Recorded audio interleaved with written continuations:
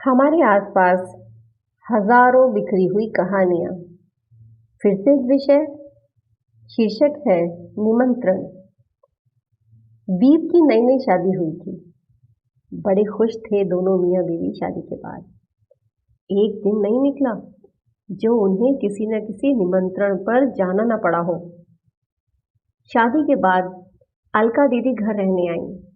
अलका को बहुत शौक था कि वह कुछ समय अपनी नई नवेली भाभी के साथ मायके में आकर बिताए, लेकिन यहाँ आकर उसकी उम्मीद पूरी नहीं हो सकी। दीप और सुलभा रोज कहीं न कहीं निमंत्रण में जाने में व्यस्त रहते। शाम को अलका ऐसे ही बैठी दीप से बातें कर रही थी। दीप सुलभा की ओर देखते हुए बोला, दीदी, एक दिन की फुर्सत नहीं है।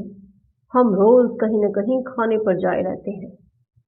आप लोगों को किसी ने बुलाया था खाने पर जब आपकी शादी हुई थी? अलका को दीप की यह तुलना, वह भी सुलभा के सामने, चुभ सी गई, लेकिन उसने जाहिर नहीं होने दिया। उसने दीप से पूछा, जो लोग तुम्हें निमंत्रित कर रहे हैं, इनमें से कितने लोग हैं जो तुम्हारी पहचान की वजह से तुम्हें निमंत्रित कर रहे हैं? कहीं ये सभी लोग हमारे पिताजी के संबंधों के कारण तो तुम्हें निमंत्रित नहीं कर रहे हैं?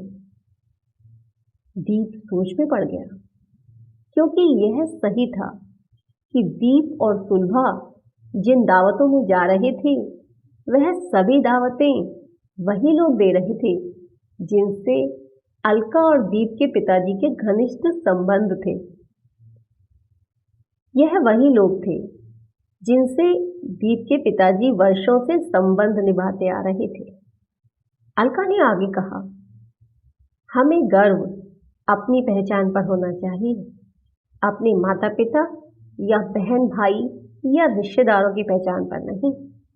हमें अगर कहीं से निमंत्रण नहीं मिला तो इसका कारण यही है कि मेरे ससुर जी ने समाज में उतने संबंध नहीं निभाए जितने हमारे पिताजी ने निभाए।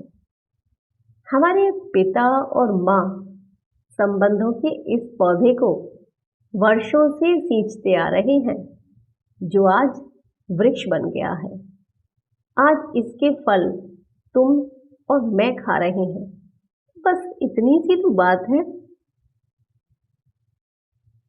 दीप और सुलभा अलका की बात सुनकर एक दूसरे को देखने लगे, लेकिन कुछ भी कह नहीं पाए, क्योंकि अलका का तर्क एकदम सटीक और सच्चा था। धन्यवाद। स्वरचित श्रीमती स्वयंकार।